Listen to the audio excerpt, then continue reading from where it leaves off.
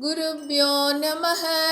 हर हर शंकर जय जय शंकर, हर हर शंकर जय जय शंकर, कांची शंकर कामकोटि शंकर, तिरुवडि शरणम गुरुवडि शरणम, तिरुवडि शरणम गुरुवडि शरणम. ஸ்ரீ காஞ்சி மகா பெரியவரின் பொன்மொழிகள் தொகுத்து வழங்கியவர் எஸ்.ஆர். நாதன் அவர்கள்.